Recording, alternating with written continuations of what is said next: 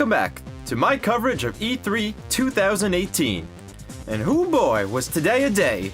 The moment I've all been waiting for, Nintendo. Nintendo's Direct Live and Treehouse and all the presentations that come along with it. Suffice it to say, I was on the edge of my seat for this one. Wasting no time at all. Onto the games, onto what they showed us. The first game right out of the gate was Demon X Machinima, or Demon Cross Machinima versus, I don't know how exactly the official pronunciation is. Looks like some sort of mech fighter. I don't know if it's going to be, it looks campaign based, but there's probably going to be some multiplayer thrown in there for good measure. I think it looks really badass. I mean, from what they showed us, it looks gritty, fun, very heavy on the action and weaponry, but I also really like the cel-shaded aesthetics, just slightly gives it a slightly cartoon vibe.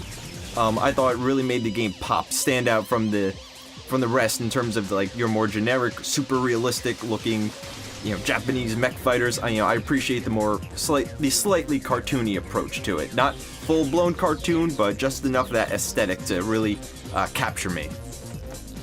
Following suit with that was Xenoblade Chronicles 2 DLC packs, I believe. It was a good follow-up to Demon X Machinima, as in they're both Japanese mech fighting games to some degree, so I like how they flowed off of each other. Nothing really too exciting about Xeno Chronicles 2 DLC, unless you already own the game, and if you don't, now's a good time to buy it, check it out. And that was just kind of like their initial out the door, here's some games, here's some stuff we want to show you. And then the moment we've all been waiting for, your friend and mine, Reggie, My Body Is Ready, Fils-Aimé, comes out to give us a little bit of a presentation, his spin on everything, and as usual, Reggie does a very professional job, but also keeps it casual enough and down to earth. First thing he gets into is dispelling all the questions we've had about Pokemon Let's Go Pikachu and Pokemon Let's Go Eevee. We got the trailer a couple weeks ago. We've been chewing on that for a little bit, trying to figure out what it's all about. And pretty much he spilled all the beans there. I think it's pretty confirmed that the Pokemon game for Switch that was teased last E3, this appears to be that game. Once again, whether or not this will be considered a main series title, I think is still yet to be determined. But I think as far as the Switch is concerned, at least for a while, this is going to be the Switch Pokemon game. Which means I don't know exactly what the next main release will be, if it will be on 3DS or other. But at this time, it appears Nintendo is considering Pokemon Let's Go to be their next proper Pokemon game, or the closest to it. It's set in case it was not mentioned yet, the game is set in the Kanto region of Pokemon, aka Gen 1. Of course, completely redone in beautiful 3D graphics. You could tell, especially even in Sun and Moon, there was a lot of love for Kanto or Gen 1.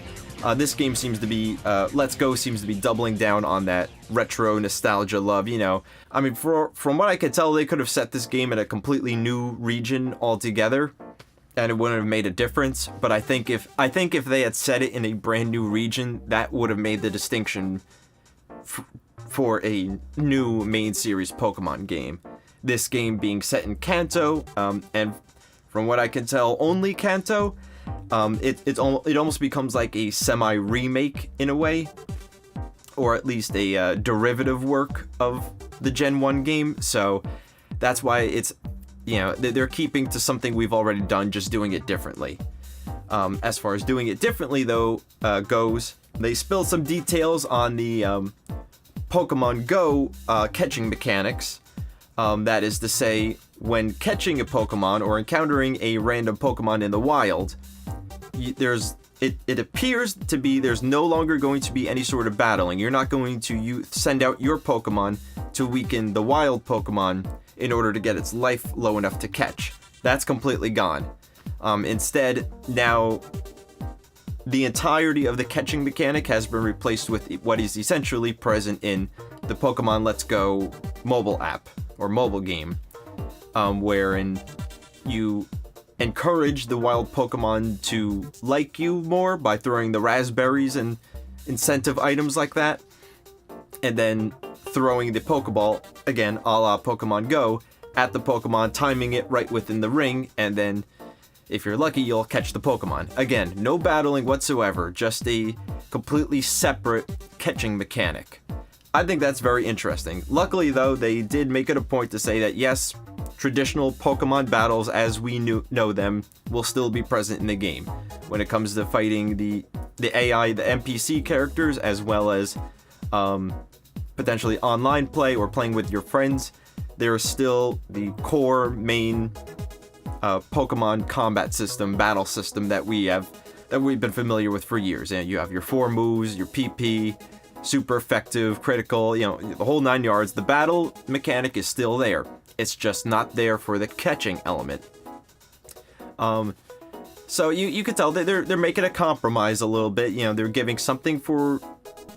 They're changing up a little bit of it, but keeping the core mechanic where it matters most in the combat, in the battling of other players. So that's a bit of a relief, and honestly, I think I said before in the last video that I'm interested in Pokemon Let's Go. It just looks like a pretty fun game, but after being reassured from the horse's mouth that this is going to be overall a standard Pokemon game, maybe not full-fledged, but as close as it comes right now, as close as it's gonna get for this, I'm about it. One further detail, they talked also a little bit more about the Pokeball Plus accessory. It has a few little neat bells and whistles to it. The ring around the center lights up depending on the type of the Pokemon that's stored inside. By the way, you can store one of your Pokemon inside of this Pokeball Plus, I guess to collect stuff or get experience, whatever. But one little detail I thought was really nice is you shake the Pokeball, and the Pokeball or the Pokeball Plus has a little speaker inside, and it'll make the noise or the cry of the Pokemon that's inside. I think that's really cool. Really nice, neat little touch. I mean, really for the Pokemon enthusiast. And you shake the ball, you hear the cry, a Pokemon enthusiast can identify a Pokemon by its cry. Not all of them, but, the ones you like, if you know what Pokemon's in there, you shake it, that's Ekans or whatever, could be anything.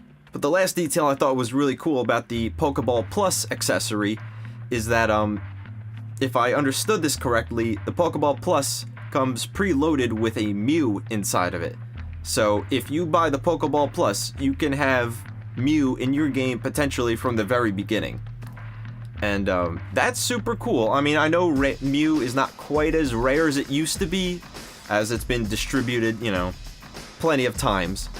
So it's not, earth-shattering to get a Mew, but to get a Mew in Pokemon Let's Go from the very beginning with this Pokeball Plus accessory, that's pretty dope. I was kind of on the fence about getting the Pokeball Plus just because it seemed superfluous for the most part, and I'm not personally a big Pokemon Go fan. I wouldn't be using it for Pokemon Go, but if it comes with Mew and I can play with Mew right from the beginning of this game, that might have just sold me. That might have just been the opposite of what would be a deal breaker.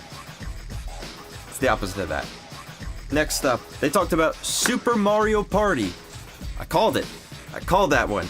This game looks cool. I mean, Mario Party 9 and 10 kind of got a little, caught some flack for being different. Significantly different in gameplay from the earlier Mario Parties. I personally really liked it. I thought I liked the approach of 9. I didn't play 10 so much, but I played 9 a decent amount. I liked the approach they took. Not trying to derail the conversation, but if Mario Party 11, I think? Yeah, if Mario Party 11 were like 9 and 10, I wouldn't have been too upset. Either way, from what I've seen, it looks really innovative, and that's the key word here. Not just fun, but innovative. In one point in the trailer, they showed having 2 separate Switch tablet pads and putting them together to change the map of a minigame. You're looking top down at this game board, and you can reconstruct where where you place the switch pads in relation to one another to change the layout of the map for the minigame. I thought that was awesome. That was super cool. That like blew my mind. My jaw was dropped on that one. I didn't even know the Switch could do something that advanced. You know, that's what I'm talking about, innovative. I mean, that really... I think they only showed that one minigame that took advantage of it, so I'm sure there's only a few minigames total that do take advantage of it. I mean, how many people are going to have more than one Switch pad on them? But even if they only have, let's say, like 10 minigames that can do that, that's super cool. Also worth noting, I don't think it was particularly made note of in the trailer, but I definitely saw Bowser playing along with the characters as a playable character. And unless I didn't play every single Mario Party game to completion. I may have missed it if it were some sort of bonus or unlockable, but to the best of my knowledge, this is the first time we'd be able to play as Bowser in a Mario Party game. That's cool. That's really cool. I mean, I don't know if Bowser Jr. was always selectable, but Bowser Jr. is selectable as well from what it appears. Oh, and Super Mario Party comes out in October of 2018, you know, right on time for the holiday season. That's awesome. I'm excited for that. That comes out real soon. I can't wait to give that a shot and have some fun. Next up on the list, though, another one that I kind of called Fire Emblem. I knew they were gonna eventually release a Fire Emblem something on the Switch. I was hoping they'd wait till at least closer to 2019 before announcing a Fire Emblem game. I mean, they just came out with Fire Emblem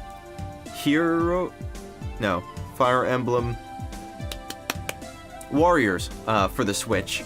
I know it's not a main series Fire Emblem game, but Warriors games are not short games if you want to play through them. This game appears to be called Fire Emblem Three Houses. And I have to say, it looked really interesting. At the beginning of the trailer, it looked like just kind of your standard Fire Emblem game. You know, the tactical turn-based movement and combat. I did notice there were a few extra characters that seemed to be kind of filling up the groups, but I kind of overlooked it as the trailer went on. And then the more I watched it, the more I realized the combat or the battle system in this game seems to be a little bit different than what I'm familiar with, as opposed to having a team of, let's say, 5 heroes and controlling each hero individually in their moves. It appears that now each hero has a small squad of peon NPC players that follow in a tight-knit group, and they attack either for or alongside with your hero. So it almost seems like micro squad-based combat within Fire Emblem. I'm not quite sure. This is just kind of what I'm discerning, but it looks really cool. It looks different, which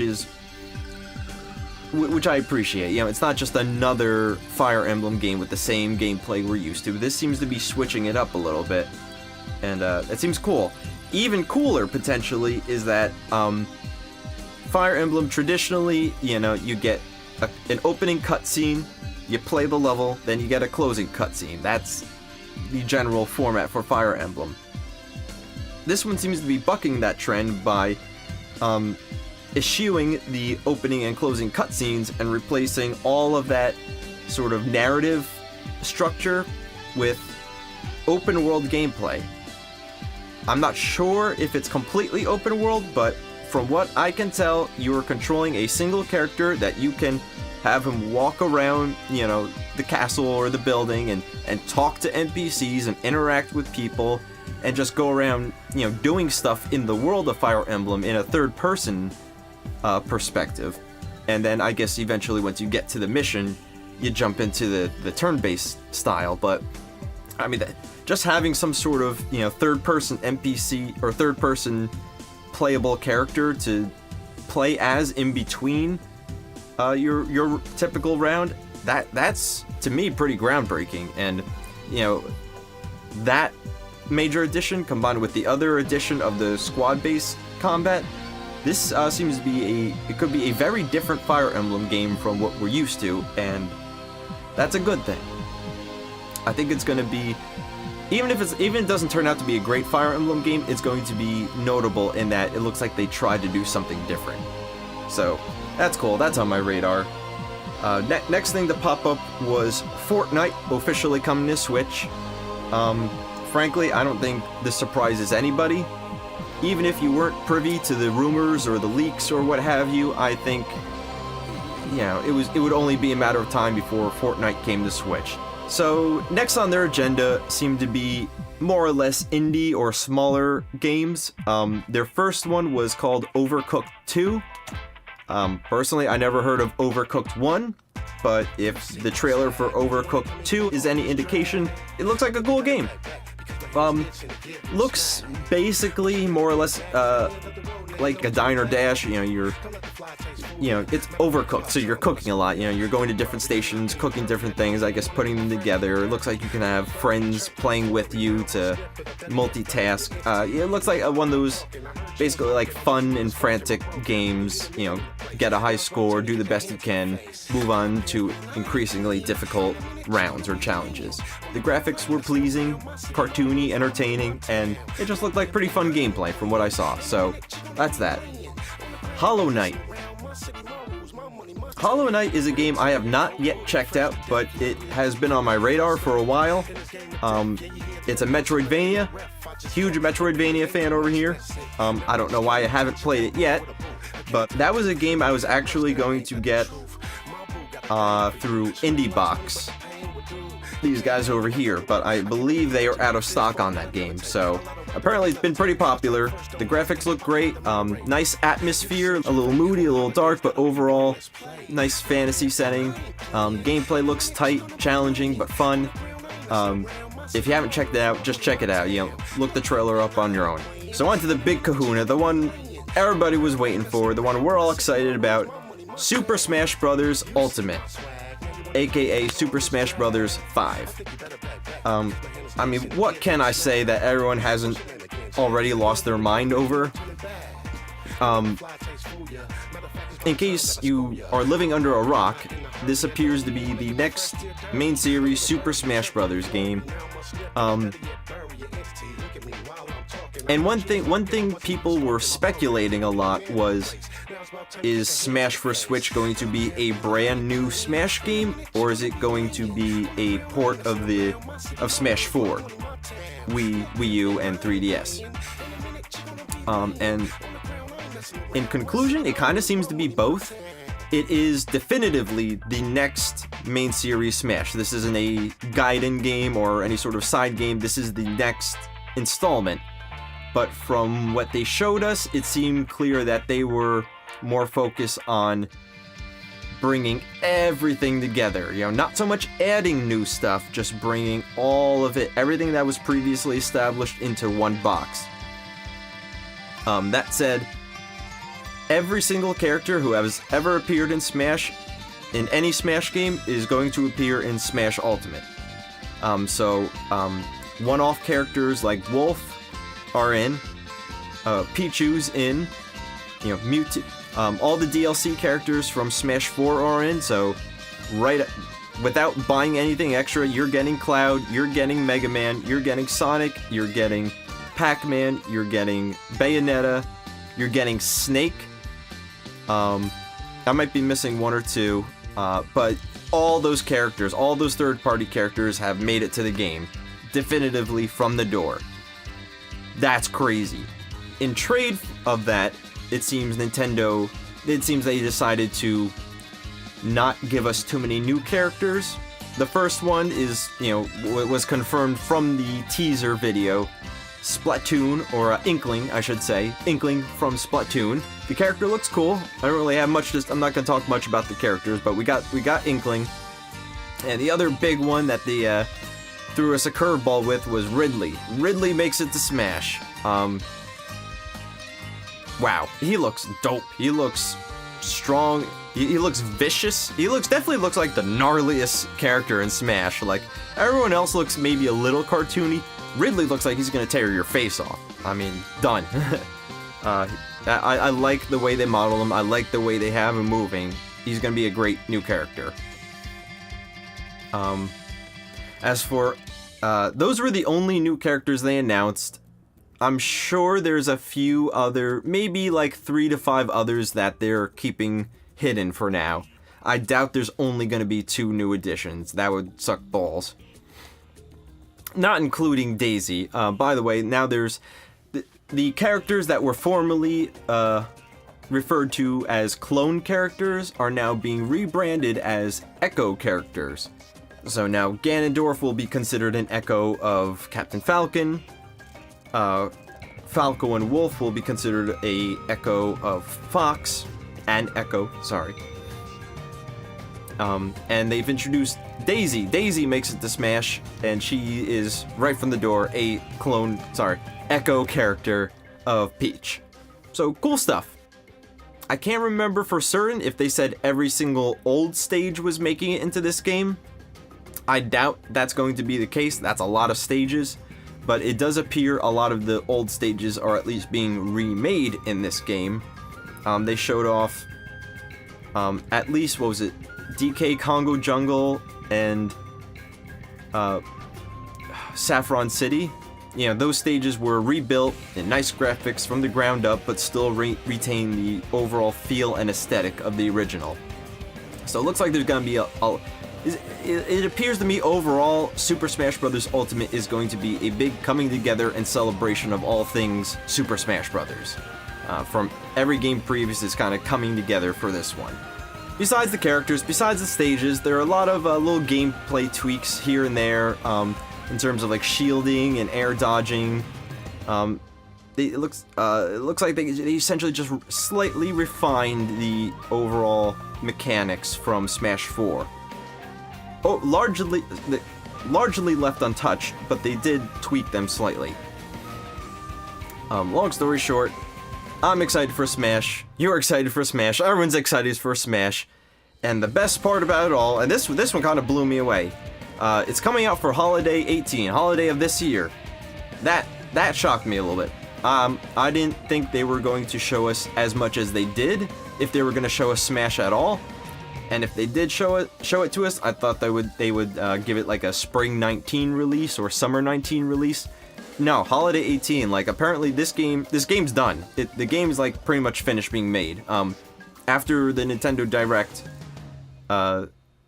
there was the Smash Brothers International, where people were having a Smash Brothers 5 tournament right there, right after the E3 press conference. So the game is done. I mean, they might still tweak a little bit more, but the game's done. It's ready to release. It's just a few more months, and we'll all be playing Smash this holiday season. That's awesome. Did not expect to get such a wonderful gift so soon. That means now we're gonna have a main series Zelda game, a main series Mario game, as close to a main series Pokemon game as we're gonna get, and now a main series Smash game for Switch. And this is all within like the first 2 years of the console's lifespan. So if there's any one thing that's very clear from Nintendo's E3 presentation is that they're on their stuff. They're pumping out games. They're making it happen. You know, all the killer apps we've been waiting for, on the edge of our seat for, they're telling us about. It's all there. As if an E3 presentation from Nintendo weren't great enough. Right after that, like I said, they went into the Smash Invitational tournament. So I got to watch competitive Super Smash Brothers for an hour or so. I mean, come on. That is the cherry on top of the cake there. Seeing guys like Mango and Armada go at it. That was a treat. That was cool. Watching these guys playing Smash 5 when they're probably pretty new at the game, that's cool. I am happy. Today was a good day. I am glad I watched Nintendo's E3. I think we all are. So, capping it off right here, that's more or less my take on Nintendo stuff. TLDR, I'm excited. A lot of great stuff on the horizon, and a lot of great stuff already released. So, the Switch has a wonderful, bright future ahead of it. Very much unlike the history and life of the Wii U. God rest its soul. But hey, I think the Switch is here, it's here to stay, and I'm on board. So, that wraps it up for Nintendo. I've got one more video after this, and it's going to be the summing up of the rest of E3. So stay tuned, I'll be back real soon. See you next time, guys. Hey guys, thanks for sticking around to the end of the video. Subscribe to this channel for continual, up-to-date coverage of E3 all week long. Also, like this video if you liked this video, and do yourself a favor and click on that bell icon below to be alerted as new information comes in.